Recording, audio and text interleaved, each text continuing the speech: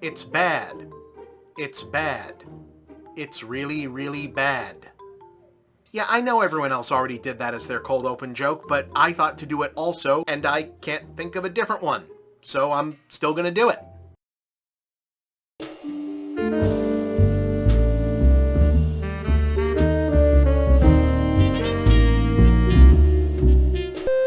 So Michael came out, and it's a huge hit, and critics generally didn't like it.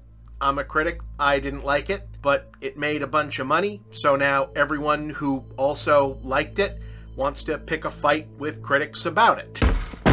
Why the hell do you have to be so critical? I'm a critic. No, your job is to rate movies on a scale from good to excellent. That generally happens when movies that critics dislike make money. It happens with other things, and when that happens, if you're a critic with a YouTube show, you get to make follow-up videos arguing about it. I generally don't like making these kinds of videos.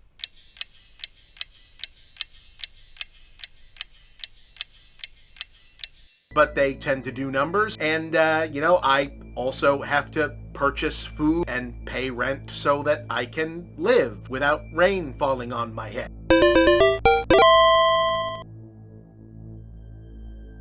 And it's not like this doesn't provide us with some stuff to talk about, and I don't think it's not worth talking about. We're not quite near the big movie part of the year. To be honest, this is the space where I kind of wanted to put a review of Animal Farm, but I asked for a screener of that, and they didn't send one to me. All animals are equal, but some are more equal than others. So I'm gonna have to watch that in theaters. The things I do for you people. Anyway, so my review for Michael was negative, and to the best of my ability, as far as I'm concerned, you're free to disagree, and plenty of people have, that's fine. It was negative wholly based on the fact that I didn't find the movie to be very good. It had good music, obviously, competently executed recreations of certain music videos and stage performances. Jafar Jackson is doing an impressive, impression, but really only that of his uncle, and Coleman Domingo isn't exactly bad as Joe Jackson in the villain role. He's a great actor after all, but it's a one-note, underwritten, devil-incarnate evil father role, and there's only so much you can do with that. Obviously, I'm doing movie criticism in the format of an on-camera personality on YouTube, so there's going to be some jokes, some asides, some media commentary stuff around the movie in there as well, but it's my professional opinion and my professional goal that as much as possible, you're always trying to criticize primarily a movie that was actually made, not some other hypothetical movie you think they should have made instead. Whether that means something you completely imagine it might be better, or a projection you're basing on things you might know about the production, its history, or in the case of a movie like Michael, the real history it's based on. Whatever else Michael is or isn't, it's not a documentary about Michael Jackson. It is a biopic. It's under no obligation to show us everything that happened in the lives on the supposedly real people its characters are based on, or even to reflect the events that it does portray 100% accurately. And I'll be clear about this, even if a given biopic willfully does distort the truth of its subjects in a manner one could deem morally reprehensible, which I want to be clear, I am not necessarily alleging that Michael itself is guilty of doing. That in itself is a separate matter from whether or not the movie is good filmmaking. Wow! It looks like Michael Jackson's coming right at me! Basically, speaking only for myself, my major issues with Michael, this particular movie, are about a cheap, cliched, overly familiar story and one-dimensional characters being carried by empty nostalgia. And I'm pretty sure that I'd have been equally harsh to a movie that was about a different, totally fictional guy who also somehow ended up recording Thriller. And the reason I'm pretty sure of that is because this movie has to leave so much out of Michael Jackson's actual life to tell the story it wanted to, that it pretty much is about a totally fictional guy who somehow ended up recording Thriller. But we can circle back to that. It's not a mystery to me why Michael is a hit, though. I don't think it should be a mystery to anyone why this was a hit, even though somehow a lot of the entertainment press was caught off guard. I don't know why. As soon as I saw most of the trailers for this, or heard it was being made, and that they got the rights to use the actual music, had the consent of his family, and I saw the behind-the-scenes pics, and that they basically got the look right, and that they were going to do the music video recreations, I said, oh yeah, this is going to be a huge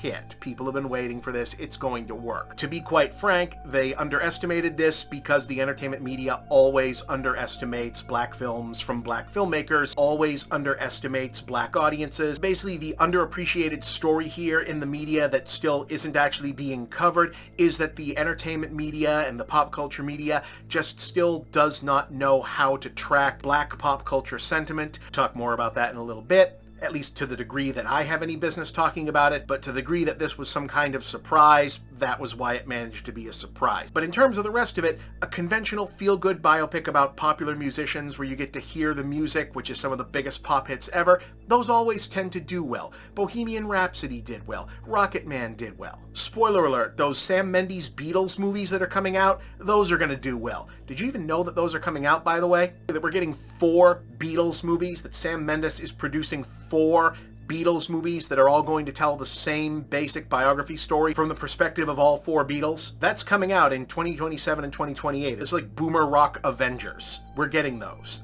I'm not sure if anyone asked for them, but we're getting them. You know, it reminds me when the Beatles, the 4 Beatles, us. From Liverpool. Yes, we are from Liverpool. Like, I love Sam Mendes. I love the Beatles catalog, but that sounds so fucking tiresome. At the very least, with that coming out for like 2028, I kind of hope that at least all of like the senile dementia audience will be too busy watching that to vote, and we might get a good president. That's my hope for that project.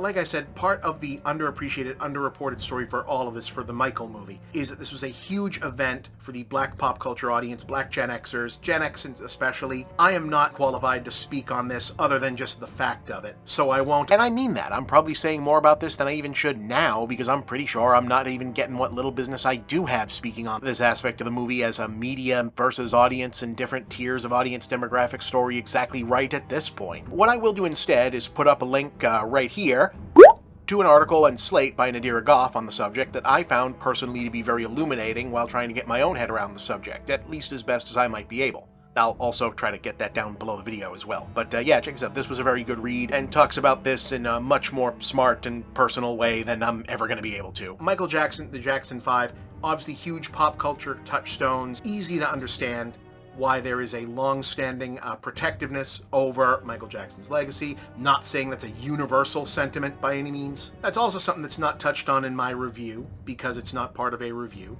But it's worth mentioning. This is why the entertainment media was not prepared for this to be as huge a hit as it was, because the entertainment media does not watch that audience, does not track that audience sentiment. But also I think some of the disparity between critics not understanding why is there this disparity in audience. Look, if you have to ask why there is a portion of the audience that looks at Michael Jackson and doesn't ask, are you sure, about another black artist who suddenly caught a bunch of accusations when they reached a certain point of fame, I certainly understand why that skepticism exists. But one also understands why there might also be a greater feeling of letdown or betrayal while also being reticent to see mainstream white media be the vector through which truth-telling or quote-unquote justice is done. We don't have an equal world. Everything about life and history of this particular figure, however you view them, has always been and will continue to be uniquely bound up in our fraught, fucked up, polarized landscape of dealing with or often not dealing with these issues. It's inescapable, and while I'm certainly not suggesting and don't agree with anyone who suggests any sort of ludicrous or binary simplification here, like bad reviews of the Michael movie came from white critics, or Michael is a bad movie doing well because the black audience wants to push back on a narrative. That's absurd. Both versions of that are absurd. The entertainment press talking down to and looking past or through pop media consumers when it comes to movies and music by or about or seen as for that community, yeah, that happens, and it's part of the story, like I already said. It doesn't change my review from negative, it doesn't change my opinion of the movie from it's bad, but it's part of the background, the making, the release, and the cultural conversation about this movie, and frankly a lot of movies that more critics like myself should have more often. And here's something that I'll own or acknowledge about a reference in the review. I don't think I'm the only person that made this as a reference point in the review, that ending the Michael movie in 1988 is like ending an OJ movie when he's making The Naked Gun. Me making a dark joke in the midst of a review. I'm a critic on YouTube who does comedy, okay, but you know, I could have, why an OJ reference? Why not a Roman Polanski reference, a Gary Glitter reference, Woody Allen, Jaron from Subway? My short answer would be, well, OJ is the universal go-to reference for celebrity scandal, celebrity crime. But yeah, okay, I can see where some people would say, why does it have to be OJ? All right, okay, fair. I can investigate that about myself. I can look at that, sure. Worth thinking about. You always have to be working on yourself. So I think I'm able to understand, at least in the abstract, as much as I'm able to, and that's why, again, I'm always aiming, like I said, in a review of a movie like Michael, review the movie that was made, not the movie that I think they should have made. By which I mean not trying to imagine some better or more accurate history version based on my own understanding of real events, and just look at the movie being presented, which as far as I was concerned is unfortunately just a below average, extremely formulaic jukebox musical, even divorced from what I may or may not think about its characters' most notorious controversies.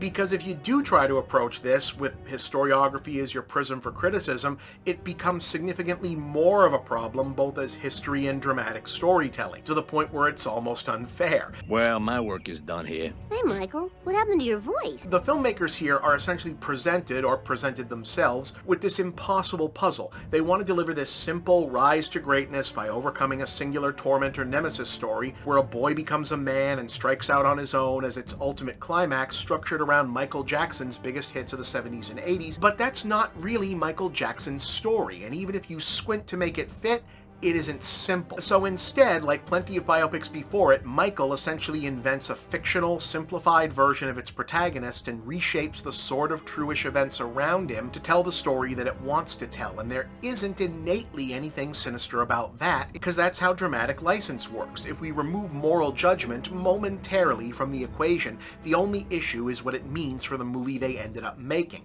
And in this case, it means it's a very empty, boring, unfulfilling movie whenever there isn't a dance montage or a famous music video to recreate, and that's because the film doesn't want us to think about anything that might remind us of the other stuff that it doesn't want us to think about.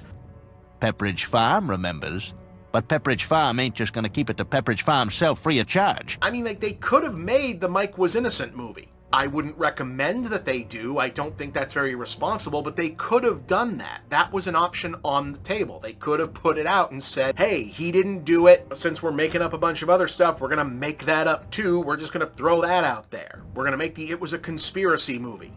They could have done that. That would have been, I would argue, morally reprehensible, but it would have been bolder in the literal meaning of that term. They could have. That would have been... people would have been pissed off. Probably fewer people than I think people maybe like myself want to admit. Like, there's a lot of the same audience that showed up to drive that $200 million for this still would have showed up. I mean, look, this movie made $200 million. Trump got reelected. Louis C.K. is doing Netflix shows again. You know, apparently you can come back from a lot. We might see Kevin Spacey in real movies again.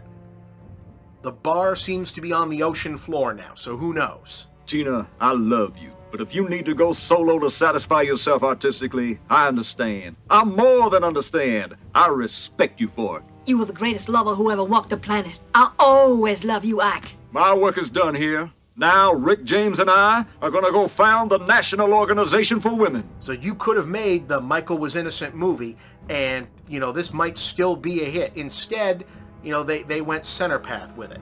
The movie has a very straightforward, deliberately structured, and above all else, familiar story to tell about this mostly fictional version of Michael Jackson. He grows up in Indiana. His father abuses him and his brothers to turn them into the Jackson 5 because he's a mean guy and he wants money, and he decides whipping his sons until they turn into musicians is the best plan for that, and it works. We don't really find out what Joe Jackson's background is, or where this comes from, why he wants them to be musicians instead of something else. This isn't like me defending Joe Jackson. Joe Jackson is a fucking monster. Whatever you think Michael Jackson might have done, Joe Jackson deserves some blame in it. Fuck that guy. But in this movie, just as Michael Jackson is an empty one-note good guy, Joe Jackson is an empty one-note bad guy. There is a real story behind why Joe Jackson was like he was and what was going on in this family and the history of them. But this movie doesn't want to tell. They could have even invented a reason and a backstory, since they're inventing so much other stuff to give them an arc and characters and give some real depth and drama to it, but they don't. Joe Jackson is evil because he's evil,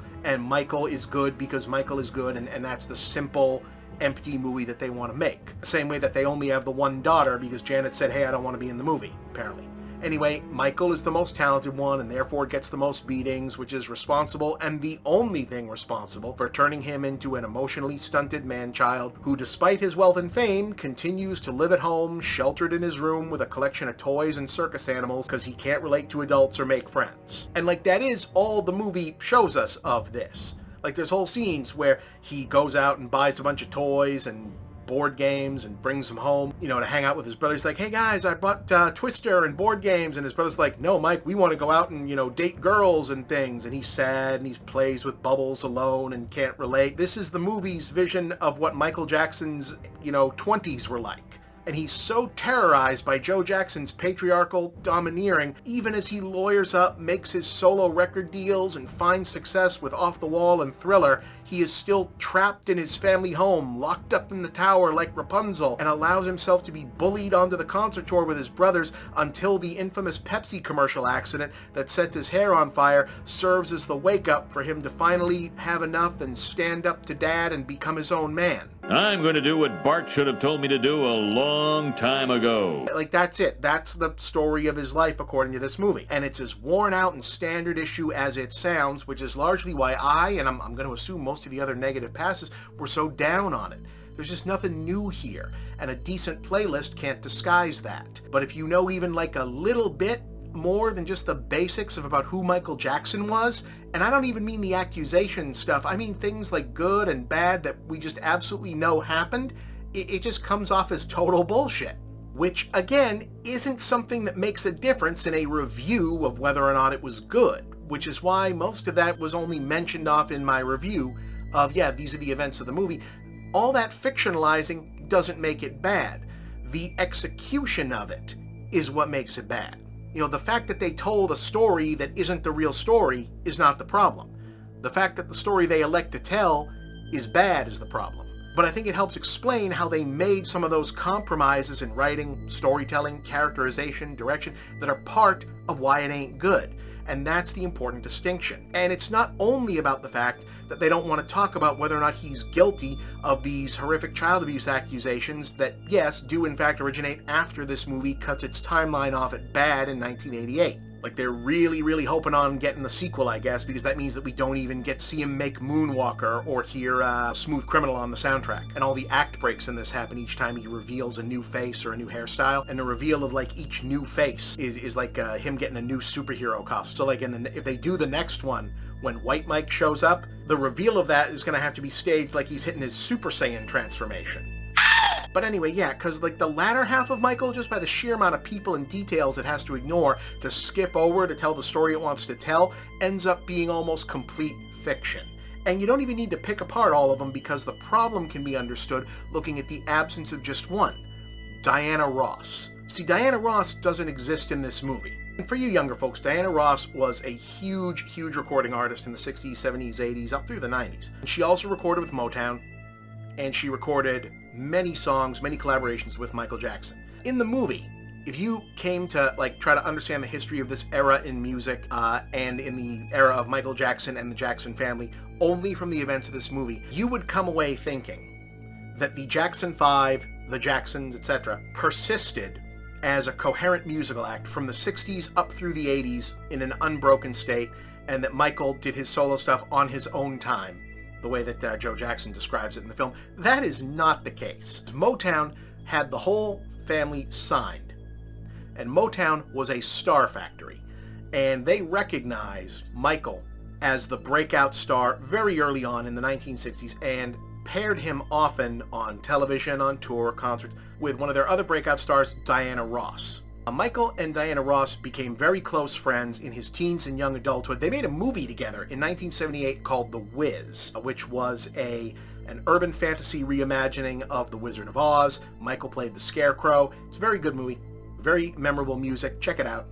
This isn't what the episode's about anyway. Most importantly, exactly what the nature of their friendship, relationship, whatever was, has been talked about for a long time. There's a lot of unclarity and uncertainty about it. This is not a gossip show, so They lived together when he was a teenager for a couple years, and as a young adult, she was, to varying degrees depending on who you ask, his chaperone to grown-up celebrity life in the music biz of the 1970s, with everything you would expect that to entail. This was a man who celebrated his 21st birthday at Studio 54. He, and often she, ran in the exact fast-moving circles you imagine top pop stars of that era. You would think this would figure into any narrative about a man in his late 20s chafing against a family trying to hold back his ascendancy, especially since in the movie's timeline, the mid to late 70s and early 80s is exactly when Joe Jackson is trying to reassert and rope him back in. That he did have other friends, relationships, and very intense personal adult connections, that he was assertively establishing a real life outside of the family, you'd think that would figure into this,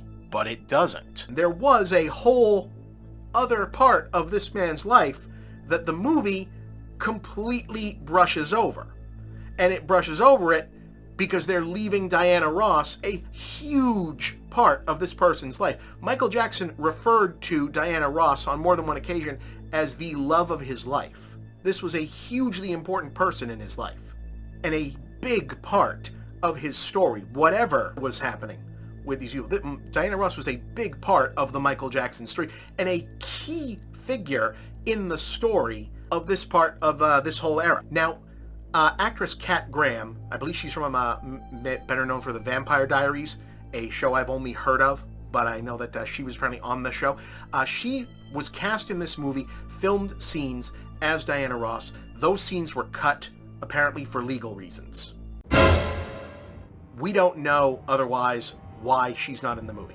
This doesn't seem to be as clear-cut as the stuff about the abuse accusations, where they also shot some specific scenes, and we know for a fact that those were legally compelled to be taken out for very specific reasons. Just so far, yet undefined legal reasons. Diana Ross is not in the movie anymore, and that's that. Again, I don't do a celebrity gossip show, whatever. I'm sure the truth will out at some point, and I didn't talk about that at all in my review, because again, criticism is about the movie that got made, not the movie that didn't get made. But, for purposes of this discussion, understanding the movie that didn't get made, the stuff that's not there, this huge absence in the story, these specific choices, kind of helps illustrate, I think, why the movie that didn't get made didn't work from my perspective. Maybe it couldn't have worked. Maybe this project was doomed to never be a good movie outside of the dancing and the songs and the music video parts, which were always going to make it exactly as successful as it currently is, so whatever, right? Because having the Jackson family estate standing over your shoulder, holding the reins of the licensing, and enough of the people who were going to need to sign off be unwilling to sign off, like you can't use Janet, you can't use Diana Ross, and the audience unwilling to show up if you tell them anything other than a blank hagiography of Michael, means you just can't make an honest, compelling story here if you wanted to. Like, maybe this was the best possible job they can do, and the best possible job they can do is a bad movie with good songs in it. But nonetheless, what they either willingly chose or were constrained to is this bland, simplified, cookie-cutter story where the entire first 26 years of Michael Jackson's life amounts to, I was afraid of my father and hid in my room with a monkey until I got set on fire, and that made me realize I had to make life changes. I am in no mood! And yeah, I'm being sarcastic there because sure, that's not necessarily the elevator pitch for a bad story, but it's a conventional story. It's a tired one. We've heard it before. It's simple, rote, generic, aspirational, maybe inspirational. It makes everybody feel nice because a bad guy gets overcome, but also the good guy was just already good and the power was in him the whole time, and he just had to learn to believe in himself again, and we all like that story. We keep telling it because we also want it to be true of ourselves. Fine. And also, it's less complicated than a story about a damaged but fully realized grown man who's still navigating a fraught but complicated media industry and family dynamic, who can and has made personal and business relationships that are nonetheless still frustrated by the trauma of his upbringing, which manifests both in the art he creates and those relationships that he's formed, culminating in both a make-or-break flashpoint that will define him as a singular creative force and liberate him from the familial origins of that trauma, but also further alienate him from the human connection he otherwise seeks, and potentially conceals a darker dimension to his own psyche yet to fall. And you know what? That story sounds more interesting, however much more uncomfortable, at least to me. But that story is also not going to get you the license to use the music rights, which aren't going to get you to 200 million worldwide. And so, here's what we're left with, I guess. Money. I'm Bob, and I guess that's the big picture.